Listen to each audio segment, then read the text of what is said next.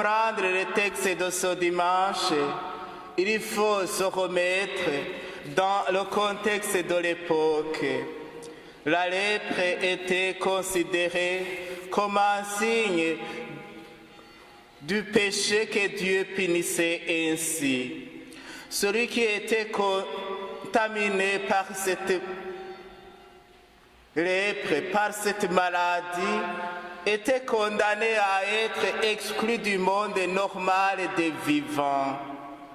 Le lépreux devait établir sa demeure hors du camp.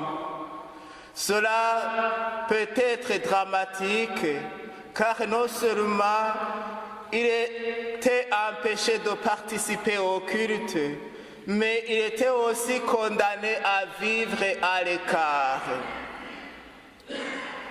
Le lépreux était comme un pécheur maudit par Dieu. On comprend alors que la guérison d'un lépreux soit presque l'équivalent d'une résurrection. Nous, chrétiens, nous savons bien que l'image de Dieu en nous est abîmée, défigurée par le péché. Le péché qui provoque une défiguration bien plus grave que celle de la lèpre. Chers amis, le péché est plus contagieux que la lèpre. La lèpre aujourd'hui, c'est la peur d'aller à la rencontre de Jésus. La peur de la rencontre avec Jésus. La lèpre, pour nous chrétiens, c'est la peur de lâcher les choses ou les personnes, les amis qui nous empêchent de vivre avec Jésus. Pour nous, la lèpre, c'est l'orgueil, cette fermeture qui nous empêche d'aller à la rencontre de l'autre, de nous ouvrir à Jésus, de nous ouvrir à Dieu. La lèpre aujourd'hui peut être ce fait de m'absenter à la messe du dimanche. Le refus de Jésus, c'est ça la lèpre. Donc il y a beaucoup de lépreux parmi nous, dans notre société. Et ces péchés provoquent une défiguration bien plus grave que celle de la lèpre. Notre complicité avec le péché est pire que la contagion de cette maladie.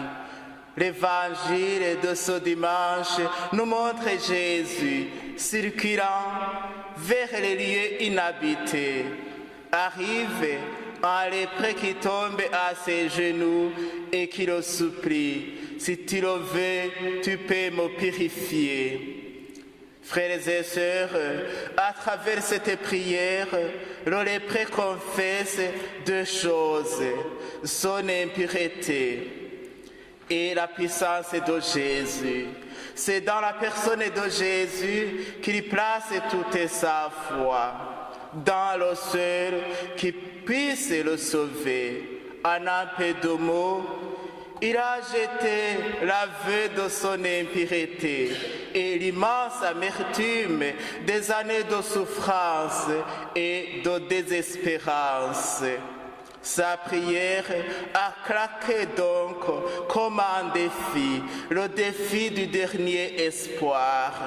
C'est la prière nue et vive de la foi. C'est la foi des rejetés qui n'ont pas d'appui. C'est la violence qui désarme le ciel parce qu'elle n'attend plus rien de la terre. Il est étonnant de voir l'audace de cet homme. Le lépreux savait bien que tout contact avec lui rendait impur. Et pourtant, il n'hésitait pas à s'approcher de Jésus. Avec foi et une grande humilité, le lépreux avait pris l'attitude qui plaît à Jésus. Il avait eu la grande audace de quitter l'asile sordide du désert, de s'avancer seul sur les routes, d'affronter un homme pur, Jésus. Devant Jésus, il tombe à ses genoux comme un faible, sans volonté, sans force. Il courbe la tête, confie de sa témérité, comme s'il craignait maintenant d'attirer le regard qu'il était venu solliciter. C'est l'attitude d'adoration, de contrition et d'amour, de démission de soi qui provoque la force d'en haut. Ému de compassion, Jésus étendit la main et le toucha. Frères et sœurs, chères familles, venez pour les messes de Neuvaine, chères servantes de l'Assemblée, chers servants de l'autel, voilà une bonne nouvelle pour nous aujourd'hui. Comme sur les prés, nous pouvons nous approcher de Jésus et le supplier. Seigneur, prends pitié. Et Jésus sera toujours là pour nous dire, je le veux, sois purifié. Le grand message de cet évangile, c'est un appel à nous laisser toucher par cet amour infini du Christ. Devant lui, nous nous reconnaissons défigurés par le péché. Même ici dans l'Église, nous ne sommes pas purs, nous portons toujours des lèpres à nous. Ce péché, ce refus de Jésus, ce refus de lâcher mes péchés, mes amis, les choses qui m'empêchent d'être avec Jésus. Voilà le lépreux que Jésus veut nous guérir en premier lieu. Devant lui, il faut nous reconnaître défigurés par le péché. Sinon, Jésus ne peut pas nous sauver, ne peut pas nous guérir. Et Jésus ne saura jamais de nous accueillir et de nous pardonner. Frères et sœurs, ce que Jésus a fait autrefois en Palestine, il le continue aujourd'hui dans notre société, dans nos paroisses. Si vous êtes venus avec un souci, vous le déposez devant Jésus.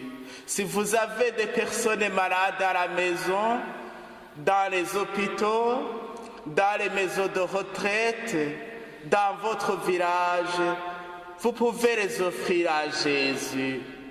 Mais évitez de vous y accrocher, de vous lamenter comme quoi vous êtes malheureux. Ayez confiance au Seigneur, gardez votre foi. Il faut seulement prendre conscience du désir du Seigneur de nous rencontrer et de mon désir d'être avec lui et lui exprimer le désir de la grâce dont j'ai le plus besoin en ce moment pour être disponible à cette rencontre. Être disposé avec foi et humilité à cette rencontre pour recevoir ce que le Seigneur veut me donner. Est-ce que vous êtes prêts? Est-ce que vous pouvez tomber à genoux pour demander à Jésus de vous guérir? Est-ce que vous êtes prêts à tout lâcher, à abandonner vos péchés, à vous manifester devant Jésus, à confesser vos péchés sans rien oublier, à vous montrer tel que vous êtes pour que le Seigneur puisse vraiment vous guérir?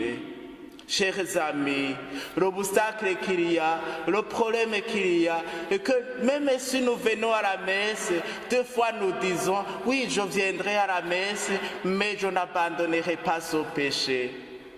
Je vais toujours vivre comme j'ai été. Nous ne voulons pas changer. Quelle que soit notre situation, l'évangile de ce dimanche nous apprend à nous tourner vers le Seigneur avec confiance et humilité et avec une démarche de confiance décisive. Est-ce que je crois que Jésus peut me guérir ma lèpre, mes blessures? Est-ce que je crois que Jésus peut me guérir complètement comme ce lépreux que nous venons d'entendre dans l'Évangile? Si un jour, mes frères et sœurs, je vous dis vraiment ceci, si un jour tu oses faire le pas pour aller à sa rencontre et que tu tombes à genoux devant lui et que tu déposes à ses pieds ta misère, alors à toi aussi, à moi aussi, à nous aussi, il nous dira, je revais, sois guéri, sois purifié. Et une fois guéri, une fois purifié de notre lèpre, qui nous éloigne de Jésus, nous deviendrons des chrétiens qui rendent témoignage, non par les paroles, mais par notre vie enracinée dans une foi authentique.